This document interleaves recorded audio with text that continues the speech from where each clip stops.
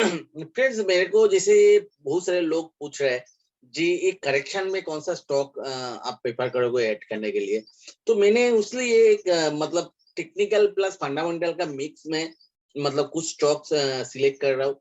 तो वो स्टॉक जब लगभग बॉटम आउट होगा तो उस जगह पे उस स्टॉक को लगभग लेना है। हाँ, ऑब्वियसली पूरा कैपेसिटी तो नहीं लेना है क्योंकि बॉटम आउट हो रहा है तो वो बॉटम को रिटेस्ट करने भी आएगा।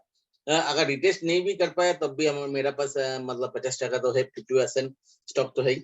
तो उसके लिए एक स्टॉक मेरे को जो लग रहा है तो वो स्टॉक आप लोगों के साथ शेयर कर रहा हूँ जो मेरे को फंडामेंटली बहुत ही अच्छे। देखो मैं रॉन्ग भी हो सकता हूँ और सबसे बड़ा बात है मैं कोई सेबी रजिस्टर्ड एनालिस्ट नहीं हूँ, तो मेरे को रिकमेंडेशन देने का भी कोई अथॉरिटी नहीं है, तो आप लोगों को मैं रिकमेंडेशन तो नहीं दे सकता हूँ। आप लोग इसको लेना है तो खुद का स्टडी भी करो। हाँ, दूसरा बात है आप लोग मेरे को फॉलो करना चाहते हो तो मेरा नीचे डिस्क्रिप्शन बॉक्स में मेरा टेलीग्राम ग्रुप का लिंक दिया हुआ है, आप लोग ज्वाइन कर सकते हो। तो ये जो स्टॉक मैं आप लोगों के साथ शेयर करूंगा, वीडियो थोड़ा लंबा होगा तब भी आप देखना लास्ट तक, तो आपको क्लियर हो जाएगा ये स्टॉक मैंने क्यों ले रहा हूँ। ये स्टॉक इसलिए ले रहा हूँ, देखो ये स्टॉक क्या है, आपको आप लोग सबने सुना होगा एपीआई एपीआई जो बोल रहा है, सब लोग बोल रहे हैं चाइना प्लस वन। ये कॉन्सेप्ट क्यों आया? देखो चाइना जो आप अगर देखोगे, और एपीआई क्या होता है, एक्टिव फार्मास्यूटिकल इंग्रेडिएंट्स। जो फार्मास्यूटिकल का आपका मेडिसिन लेते हो, टैबलेट्स लेते हो, कैप्सूल लेते हो, वो क्या होता है, वो फॉर्मुलेशन होता है, फाइनल प्रोडक्ट्स होता है। वो फाइनल प्रोडक्ट्स जिससे बनता है उसको बोलता है एक्टिव फार्मास्यूटिकल इंग्रेडिएंट्स। और एक्टिव फार्मास्यूटिकल इंग्रेडिएंट्स जो बनता है वो बाल्क ड्रग से बनता है। तो आप अगर देखोगे पूरा वर्ल्ड वाइड में बाल्क ड्रग मैन्युफैक्चरर और एपीआई मैन्युफैक्चरर का मार्केट का मैक्सिमम शेयर 20 to 25% जो, उससे भी ज्यादा शेयर जो है चाइना के पास। इवन इंडिया भी 68% 67% एज पर डेटा मैं आपको दिखा दूंगा, बहुत सारे डेटा मैंने रिसर्च भी किया है। तो 60 to 67% अप टू 2020-21 60 to 67% जो बाल ड्रग्स और एपीआई बाहर से लेकर आता है। मतलब चाइना से सिर्फ इंपोर्ट करते हैं, 60 to 67% इसका रिक्वायरमेंट जो है वो चाइना से इंपोर्ट करते हैं, बाकी छोटा सा 2-3% इटली और बाकी जो कंट्री से करते हैं। तो लेकिन तो मतलब इंडिया फॉर्मुलेशन में तो फार्मास्यूटिकल में मार्केट लीडर है, वर्ल्ड वाइड ये सप्लाई करते हैं, लेकिन इंडिया को जो बाल्क ड्रग और एपीआई सप्लाई कर रहा है वो है मतलब चाइना सप्लाई कर रहा है मेनली। तो ये एक इंडिया का बहुत ही डिपेंडेंसी, उसमें क्या होता है बहुत सारे प्रॉब्लम्स हो जाता है। जैसे मैंने एक आपको दिखा देता हूँ रिसर्च जो है, ये प्राइस वाटर हाउस कूपर आप लोग नाम सुना होगा, उसका एक रिसर्च पेपर मैंने पढ़ रहा था। तो मतलब जो बेसिक कुछ एपीआईज है उसका रेट किस हिसाब से बढ़ा है। तो मतलब जो प्राइस फ्लक्चुएशन होता है इंडियन मार्केट मतलब चाइनीज मार्केट चाइना से लेकर आता है, तो उसके ऊपर बेस करके, और ये मेरा रिसर्च नहीं, ये प्राइस वाटर हाउस कूपर का एक रिसर्च मैंने पढ़ रहा था तो उसमें मेरे को मिला। तो दूसरा मतलब जो देखो अभी, लेकिन मतलब इंडियन कंपनी क्यों उधर से लेता है, तो मतलब चाइना से, क्योंकि इंडिया के पास कैपेसिटी नहीं है। हाँ कैपेसिटी है, लेकिन क्या है मतलब कैपेसिटी बहुत सारे है, लेकिन कैपेसिटी क्या है, आइडल पड़ा है या तो बंद हो चुका है। मतलब इंडिया के पास कम से कम जो जितना एपीआई मतलब चाहिए 2002-3 में अगर देखोगे 60-70% इंडिया में ही होता था, लेकिन वो चीज अभी 20% में 20-25% में आ गया। लेकिन क्यों आया, क्योंकि कॉस्ट कॉम्पिटिटिव में गवर्नमेंट का कोई इनिशिएटिव इसमें था नहीं। तो कॉस्ट कॉम्पिटिटिव जैसे चाइना के साथ मैंने एक कॉम्पिटिटिव मतलब वो दिख रहा था। दूसरा एक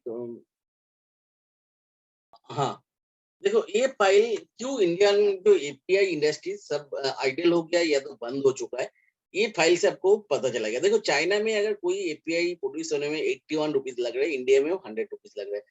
तो मतलब लगभग 20 to 25% चीपर है। तो अभी देखो जो फार्मास्यूटिकल कंपनीज बाहर एक्सपोर्ट कर रहे हैं उसको भी कॉस्ट कॉम्पिटिटिवनेस देखना ही पड़ता है।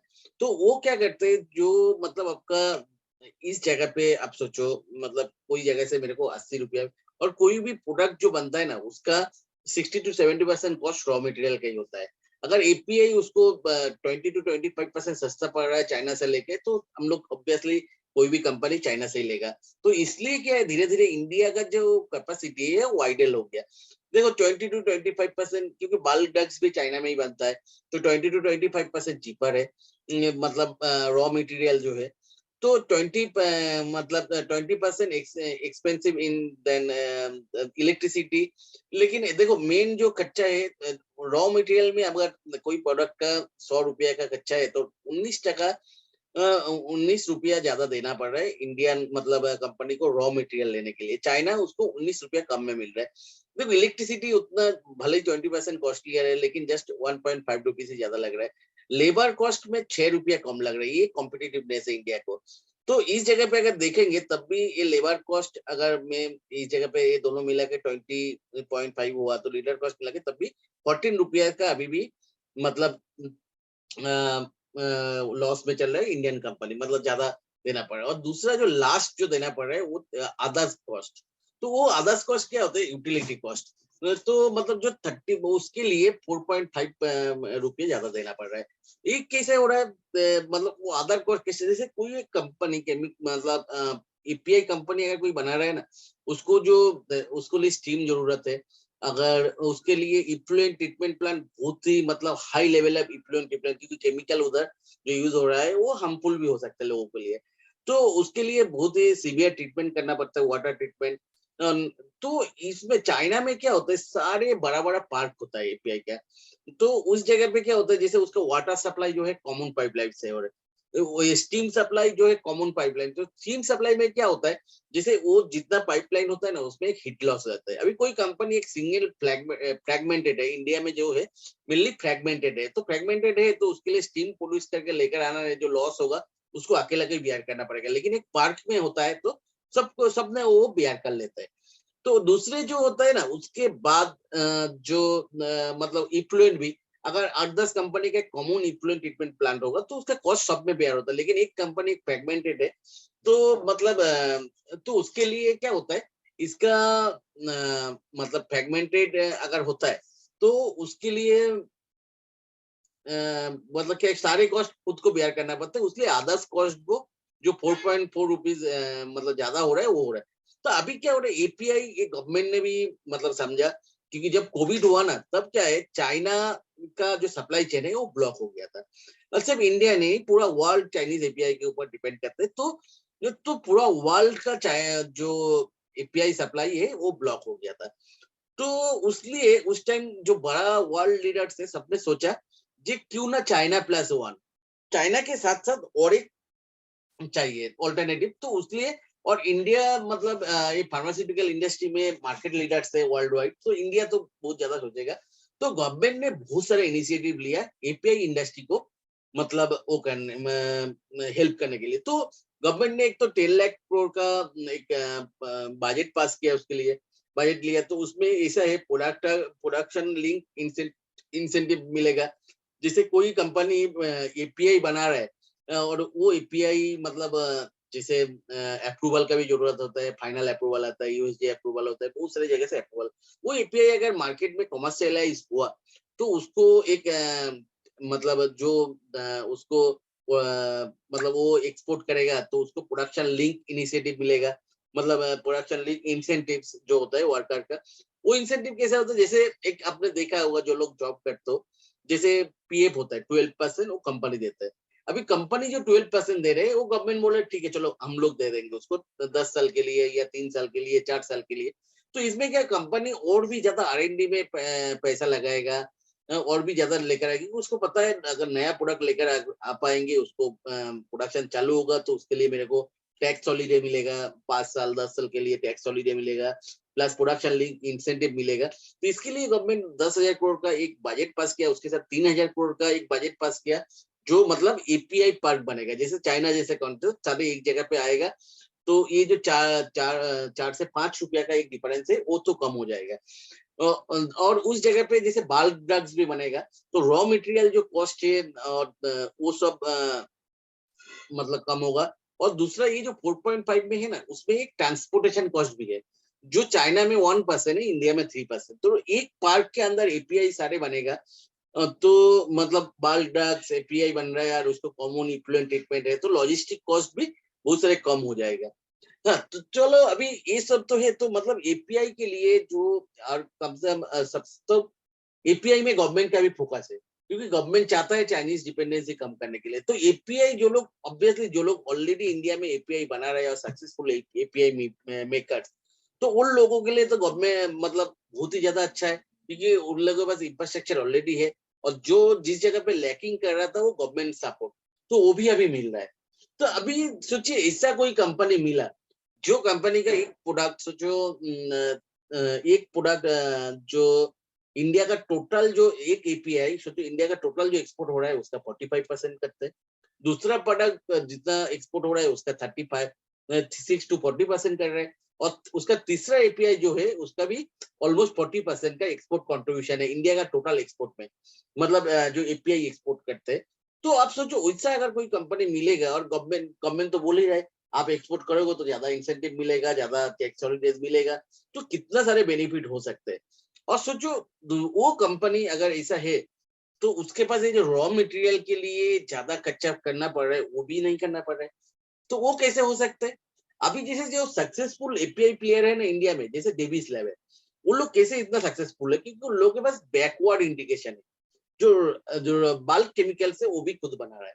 तो इस जगह पे ऐसा एक कंपनी है जो जिसमें मैक्सिमम प्रोडक्ट, एक बहुत ही अभी मार्केट कैप उतना बड़ा है नहीं, तो लेकिन इसमें अंदर मेरे को सारे पोटेंशियल दिख रहा है। फंडामेंटल सारे पैरामीटर्स से मेरे को बहुत अच्छा लग रहा है। जैसे क्यों लग रहा है, क्योंकि उसके पास जो मेजर प्रोडक्ट्स है उसका जो 70% मतलब कंट्रीब्यूशन दे रहे हैं जो जो प्रोडक्ट्स, उसका उसके पास बैकवर्ड इंटीग्रेशन है। तो मतलब ये जो रॉ मटेरियल जो कॉस्ट जो 19-20 रुपीज ज्यादा देना पड़ रहा है, तो वो भी उसका कम हो गया। तो और तो मतलब इतना ही कम हो गया, तो बाकी जो इंडियन कंपनीज है उससे तो कॉम्पिटिटिवनेस बहुत बढ़ गया। और उसके पास ऐसा प्रोडक्ट है। और दूसरा और एक चीज आप लोगों को दिखा देता हूँ, आप लोग ये तो समझ गया। दूसरा जो है देखो, इंडिया में एपीआई कौन सा कंपनी मतलब सक्सेसफुल है, और कौन से जगह में चाइना सक्सेसफुल है, वो अगर आप लोग देख पाओगे ना, मतलब आप लोग समझ जाओगे कि क्यों मैंने इस कंपनी को सिलेक्ट करा। कंपनी का नाम अभी भी मैंने नहीं बताया, लास्ट में बताऊंगा मैं। जैसे एक डेटा पहले दिखा देता हूँ, जैसे मैं बोल रहा था, देखो ये डेटा 2020 तक, 2012 में मतलब 62% एपीआई चाइना से आता था, अभी भी 67% एपीआई चाइना से आ रहा है। और दूसरा जो है देखो, अगर चाइना कौन सा जगह में देखो, कोई भी चीज होता है ना, जो कमोडिटी होता है उस जगह पे मतलब मार्जिन कम होता है, और उस जगह पे आप जितना मतलब आपके पास मतलब उसको कहते हैं कॉस्ट ऑफ स्केल, जितना बड़ा स्केल में आप प्रोड्यूस कर पाओगे उतना बड़ा कम कॉस्ट में दोगे उतना बड़ा मार्केट आपका है। तो इस जगह पे आप मतलब बहुत ज्यादा प्रोडक्शन करके मार्केट कैप्चर कर रहे हो और बाकी प्लेयर को मतलब आप आउट कर रहे हो। देखो इस जगह पे अगर आप देखोगे, जो इंडियन चाइनीज बल्क मैन्युफैक्चर, इस जगह में कौन सक्सेसफुल है, एक एक कोऑर्डिनेट बना है, रेगुलेटेड, सेमी रेगुलेटेड, डोमेस्टिक, ठीक है। तो इस जगह पे अगर देखोगे, जो कमोडिटी स्मॉल मॉलिक्यूल्स जो है वो बहुत कॉमन है, कोई भी बना सकते हैं। कमोडिटी एपायर्स जो है उस जगह पे आप अगर देखोगे, इंडिया में एक दो कंपनी है, हेटेरो, अरविंदो, और अनऑर्गेनाइज्ड, मतलब वो थोड़ा थोड़ा फ्रेगमेंटेड है, कोई मतलब नाम भी नहीं जानता बहुत। लेकिन इस जगह पे जो डोमिनेट कर रहे हैं, मतलब रेगुलेट मार्केट, सेमी रेगुलेट और डोमेस्टिक सब मार्केट में चाइनीज प्लेयर डोमिनेट कर रहे हैं। देखो जैसे जैसे आगे मतलब जा रहा है, जैसे small molecules product level leadership, ठीक है, तो थोड़ा सा कॉम्प्लेक्स में जैसे जा रहा है, ठीक है, तो उस जगह में मतलब आपको आ रहा है सिप्ला, लूरास लैब। देखो उस जगह में चाइनीज एंट्री, लेकिन ये क्या होता है, यूज उतना ज्यादा नहीं है।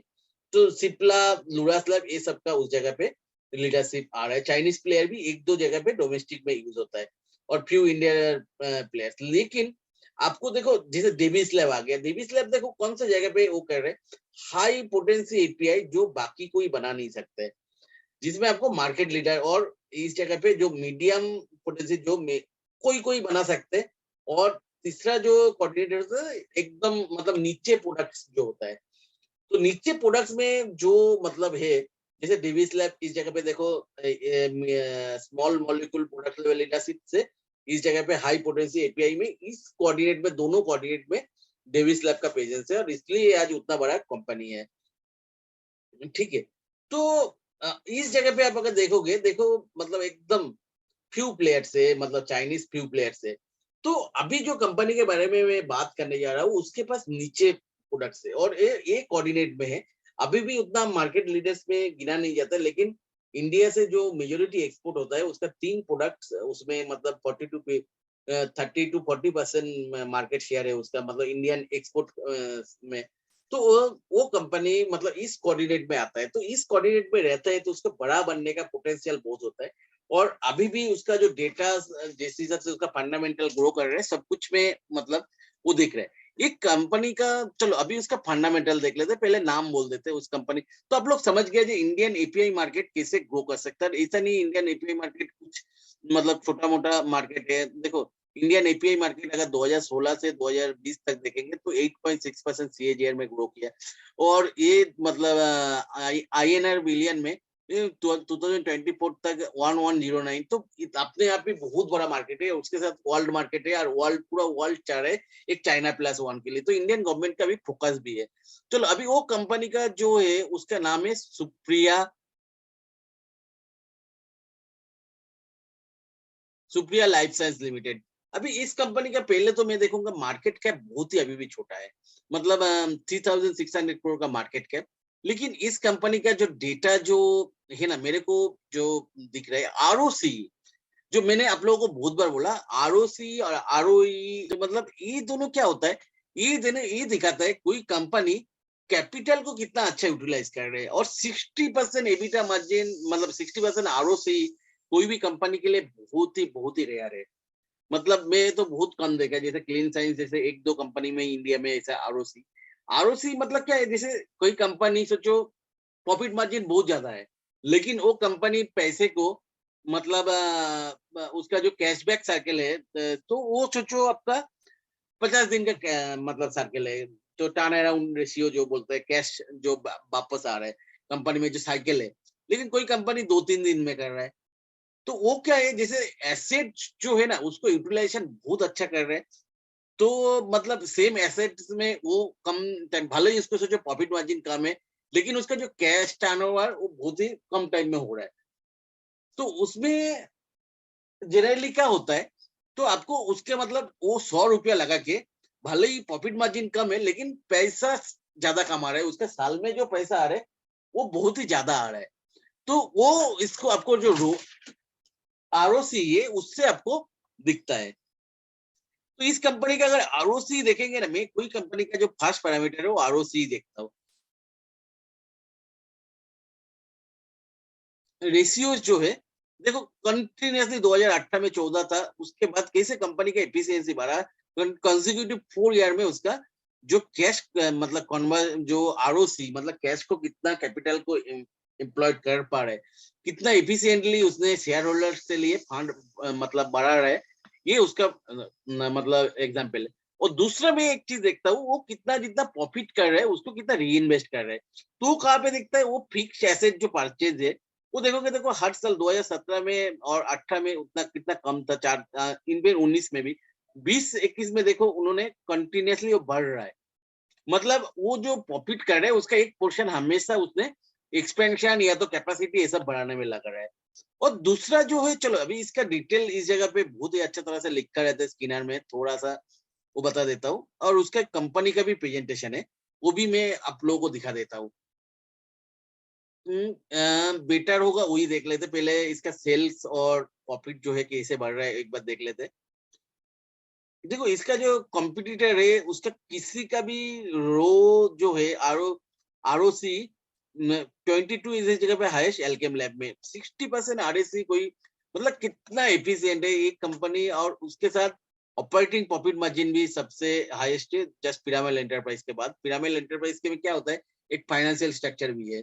तो फाइनेंशियल उस जॉब स्ट्रक्चर में थोड़ा सा आरओ मतलब ओपीएम ज्यादा ही होता है, तो कोई कंपटीशन में इसका नहीं है डेटा में। ऑब्वियसली छोटा कंपनी है तो उसके लिए थोड़ा ज्यादा ही दिखता है, लेकिन लास्ट ईयर दिसंबर से ये ज्यादा जस्ट न्यूली लिस्टेड है, बहुत ज्यादा डेटा भी दिखता नहीं है। तो ईयर ऑन ईयर डेटा देखना, देखो आप 2017 से देखेंगे तो हर साल इसका ग्रोथ देखो आप, मतलब लगभग 3 मतलब 20% का ग्रोथ हर साल है इसका, 20%, 20 to 25% का ग्रोथ। और इनफैक्ट इसका जो है ओपीएम भी बढ़ रहा है, ऑपरेटिंग प्रॉफिट मार्जिन भी हर साल, तो मतलब ये कॉस्ट रिडक्शन पे भी काम करते हैं कंटिन्यूअसली। और इस जगह पे थोड़ा सा डिटेल में अगर देखेंगे,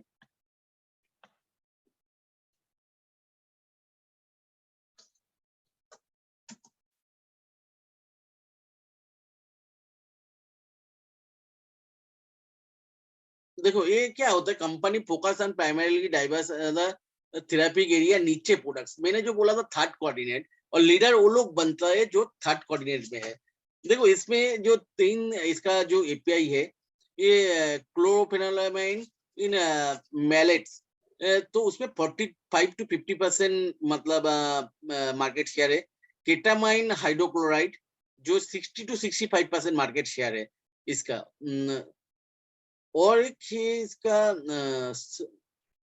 सल्बुटामल सल्फेट, बुटामल सल्फेट, उसका 31% मार्केट शेयर है। इंडिया का जो टोटल एक्सपोर्ट होता है इंडिया से, ये तीनों ये पे उसका मतलब कंट्रीब्यूशन है। और इसके पास मतलब समझ सकते हो, जो एक कंपनी है तो कितना, इसलिए इसका आरओसी 60% है, क्योंकि मतलब इसमें जो है तीन ऐसा प्रोडक्ट है जो टोटल इंडिया का जो एक्सपोर्ट होता है, मतलब वो सब एपीआई का, उसके मतलब वो एपीआई का वो जो तीन है, जैसे इस जगह पे क्लोरोफेनामाइन मैलेट्स, मैलेट जो है क्या, उसमें 50% मार्केट शेयर है, मतलब ये मार्केट लीडर है ये सब में। और बाकी बहुत कम प्लेयर बना सकते हैं, क्योंकि ये कोई मतलब को कमोडिटी जैसे एपीआई है नहीं। तो ये कंपनी के पास मतलब केमिस्ट्री में बहुत अच्छा मतलब इसका ग्रिप है, तो इसलिए इस तरह का मार्केट शेयर इसका है। और आप अगर जियोग्राफिकली प्रेजेंस देखोगे, लैटिन देखो, जैसे मैक्सिमम इंडियन फार्मास्यूटिकल कंपनी का ड्रॉबैक क्या है पता है, मैक्सिमम जो होता है नॉर्थ अमेरिकन मार्केट में, जो रेगुलेटेड मार्केट में होता है। लेकिन इसका जो आप अगर देखोगे, हर वर्ल्ड वाइड मार्केट है। लैटिन अमेरिका में ऑलमोस्ट 20%, यूरोप में ऑलमोस्ट 20%, एशिया में 20%, इंडिया में 22%, चाइना में 90। अभी देखो कोई कंपनी कितना एफिशिएंट है ये कैसे पता चलता है। चाइना तो होल वर्ल्ड को एपीआई दे रहा है, लेकिन एक कंपनी चाइना में एक्सपोर्ट करते हैं। तो आप देखो, और इसके सबसे कम मार्केट शेयर है 48 पर। तो मतलब ये नॉन रेगुलेटेड मार्केट से सेमी रेगुलेटेड, उसके बाद ये रेगुलेटेड मार्केट में पेनिट्रेट कर रहा है।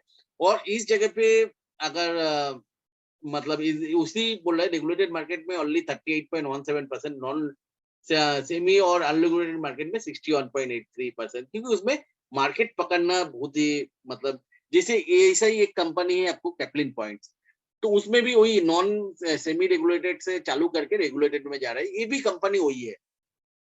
सेमी रेगुलेटेड या तो नॉन रेगुलेटेड से चालू करके रेगुलेटेड मार्केट की तरह ये कह रहे हैं। तो मेरे को तो इस कंपनी को बहुत ही अच्छा दिख रहा है। हाँ, भले ही शायद बाद में धीरे धीरे वॉल्यूम जो भी बढ़ेगा, या तो जो भी बढ़ेगा उसके साथ साथ आरओसी ऐसा कम हो सकता है, लेकिन ये क्या नीचे प्रोडक्ट लेवल पे है। वो जो कोऑर्डिनेशन हम लोग कोऑर्डिनेट आपको दिखाया था, उसमें थर्ड कोऑर्डिनेट में है। और थोड़ा सा इसका जो कंपनी का इन्वेस्टर प्रेजेंटेशन जो मिला था वो भी बहुत अच्छा है।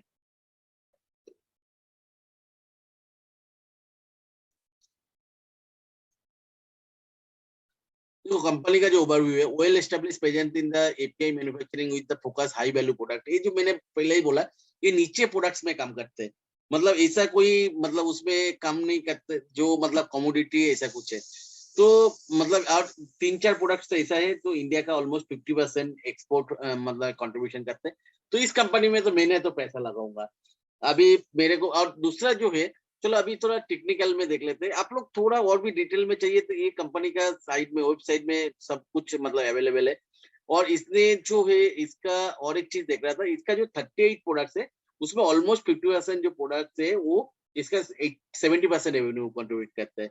और वो 70, जैसे इस जगह पे देखो 12 जो मॉलिक्यूल है, 12 जो प्रोडक्ट है वो उसका 70%, 70 to 80% जो है मतलब रेवेन्यू, 70% रेवेन्यू कंट्रीब्यूशन करता है। और उसका टोटल बैकवर्ड इंटीग्रेशन है, ये देखो इस जगह पे मैं 70 बोल रहा था, 67% एज पर FY21 रेवेन्यू। तो मतलब 12 प्रोडक्ट जो है 67% रेवेन्यू देता है, और उसका बैकवर्ड इंटीग्रेशन इसके पास पूरा है। तो उसलिए एक कॉस्ट एडवांटेज भी उसको मिल रहा है। तो इसलिए मार्केट लीडर से वो सब में, अगर कोई कंपनी जब मार्केट लीडर्स होता है ना स्टार्टिंग के दिन से, तो वो कंपनी बहुत आगे बढ़ता है। तो जैसे डेविस लैब भी एक टाइम छोटा था, अभी बहुत बड़ा बड़ा। तो इस जगह पे इस कंपनी में तो मैं मेरा पैसा लगाऊंगा। हाँ, तब भी लगाऊंगा जो ये मतलब थोड़ा सा रिवर्सल दिखेगा। अभी देखो इस जगह पे इतने तो लिस्टिंग हुआ था, कब हुआ था? दिसंबर 2021 में। उसके बाद वन में उसने डबल हो गया था, मतलब आपको 380 का लेवल से आपको 600 का लेवल चला गया था। तो उसके बाद एक करेक्शन दिख रहा है। देखो एक डाउनफॉल था, लेकिन डाउनफॉल में आप अगर देखोगे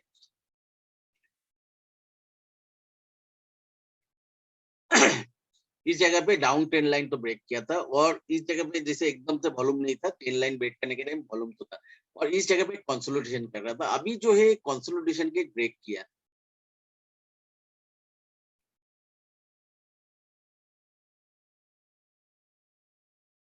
ये जो सप्लाई जोन इस जगह पे बना रहा था, वो सप्लाई जोन को क्लियर कट उसने ब्रेक किया। तो मैंने इस जगह पे तो एक ब्रेक दिख रहा है। देखो इस जगह पे आप बोलोगे वॉल्यूम बहुत कम है, यस वॉल्यूम कम है, लेकिन इस जगह पे जो मतलब थोड़ा सा जो सेल वॉल्यूम था, तो सेल वॉल्यूम का जो वो है, उससे तो इस जगह पे मेरे को थोड़ा ज्यादा ही दिख रहा है। मतलब इस जगह पे वॉल्यूम थोड़ा सा करके बढ़ना चालू कर दिया, तो मैंने इसलिए फुल मतलब अभी भी नहीं लेंगे अभी 30-40% मैंने कंट्रीब्यूट करूंगा, और भी नीचे अगर जाएंगे तो और भी ज्यादा मैंने ऐड करूंगा, और ये तो वॉल्यूम बढ़ जाएगा तो बाकी मतलब जो है थोड़ा सा मैंने एनएससी का उसमें देख लेता हूँ।